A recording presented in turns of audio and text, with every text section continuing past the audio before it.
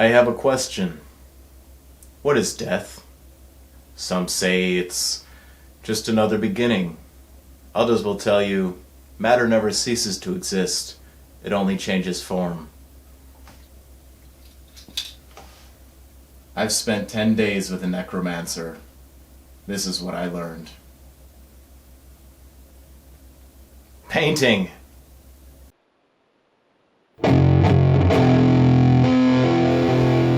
Well, wowie wow. Lots of deep questions today. I didn't quite stick it on the intro, but death is a hard topic to talk about. But it's easier to paint. And as I've been working on this Necromancer Dragon from Creaturecaster, featured behind me, I took the time to record some footage on creating the skin tone. Being an undead creature. So first of all, I want to make the distinction that there is a difference between being dead and death-like.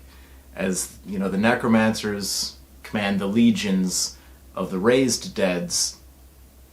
The raised dead, they are not dead themselves. So you can go in the direction of a rotting corpse, or you can go in the direction of a creature that has been kept alive through magical means beyond its years, and there's just a certain amount of vitality that's been drained from it. But there is a small amount of vitality within the creature.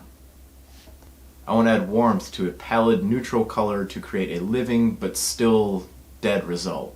Not necessarily rotten, but preserved. So those are my thoughts and feelings. Those never really matter, do they? Let's get into the painting.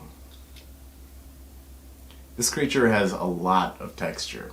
You can see from the zenithal overcoat, just a black base coat with white primer sprayed from the top to lock in the light situation.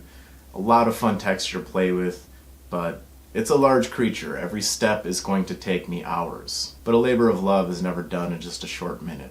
So let's talk about creating textured brush strokes on top of a textured surface. So to start off, I started painting the leg for a demonstration, and then realized our old friend and real star of every tutorial, the Cube of Learning, would provide the perfect surface to demonstrate this textured approach to wet blending. The first color in play was a neutral gray, mixed up from Vallejo black and white, and I gave the surface an all-over even coat of that to just set the tone. From there, I started bringing in diagonal striations of Vallejo buff, then Vallejo deck tan, and finally a little bit of white and deck tan mixed together. This formed my main pattern and laid down nicely across the textured surface, and of course I'm making sure to tuck my brightest colors towards the upward facing angle on these shapes, but after that a mixture of black and red was created as a shadow to just be swept into the crevices. This was done in multiple thin layers, really using gravity and dilution and the texture to my advantage. And again, this took a long time. Every step takes hours, and when the creature is in multiple pieces, it can be easy to lose your light source. So just a little test fitting here and there, making sure that you're seeing the channels of light directly where they should be going. Just make sure to be checking yourself as you're working, especially on these large creatures. It really gives you a chance to expand on some of the concepts of controlling volumes and making them that much more noticeable. You know, areas of focus through greater, brightest amounts of highlights. So just remember, as you're working on every limb, let it breathe a bit. Save the final white highlights until the very end. And as I'm applying these colors, I'm glazing, I'm highlighting, I'm going back and forth a lot. I showed you the basic steps, but these are interchangeable. Again, as you know, you kind of get tunnel vision in certain areas. You may need to tone down some highlights, bring some up. As I'm working on more downward facing angles, I still want to pull up all these cool textures, but I don't want everything to just have the brightest white highlight across it, so I'm mixing down, or maybe choosing like a gray and Vallejo buff mixture to highlight some of these lower recesses, inward angles. Once that was all dry, I had a chance to try out a technique that I don't use that often.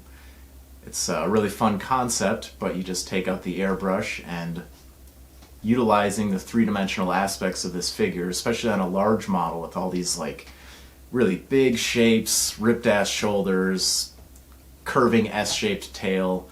I could really like over accent those volumes and just use the sheer size of the creature to airbrush these shadows on to maximum effect. So just in some of the deeper areas where the neck was attaching to the shoulders and just a general shadow spray from the depths, I used a mixture of black paint and brown FW ink for this.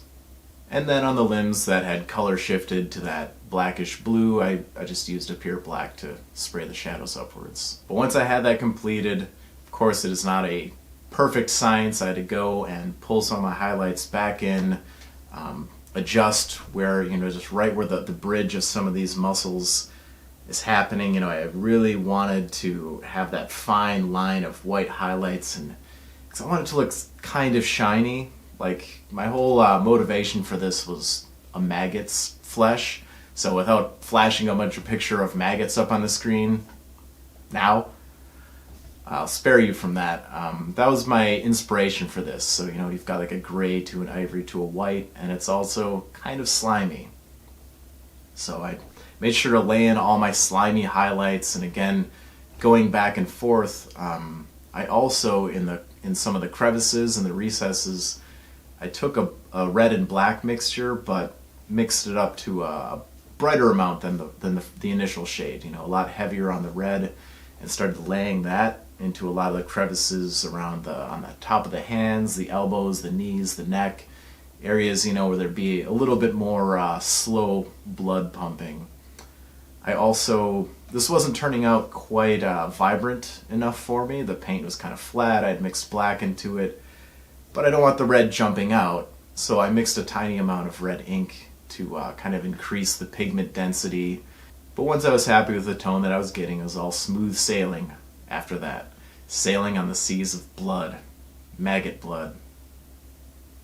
And there she is, ready to summon hordes of the dead with a preternatural power gifted by the cosmos. This project was a lot of fun, and it was a lot of work. I don't know if I would be able to get it done on time. I mean, I knew the whole time that it would be finished. I do fine with deadlines, but still, it was nerve-wracking. I like to be ahead of schedule, and I was just right on or slightly behind the schedule. Many late nights of painting, 10 plus hours a day. But as always with projects like this that involve a lot of heavy lifting, it's very rewarding when the whole picture is complete, comes together. It's a really good feeling when you have all these separate pieces painted and you can finally put them all together, and then you look back and 10 days later you painted this 40-hour piece. Quarantine. So I thank you for tuning in, and I thank you for your support on this Patreon. Please let me know your thoughts, feelings, opinions in the comments down below, what you thought of this video. I'm always happy to hear it from the people who are supporting me. And remember, until the next ceremony, the next gathering of chromatic warriors, we have a whole world to paint. I hope you stay motivated, inspired, and most importantly, unchained.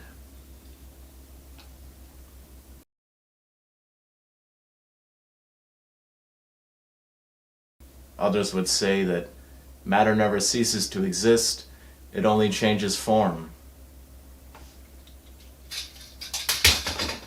Oops.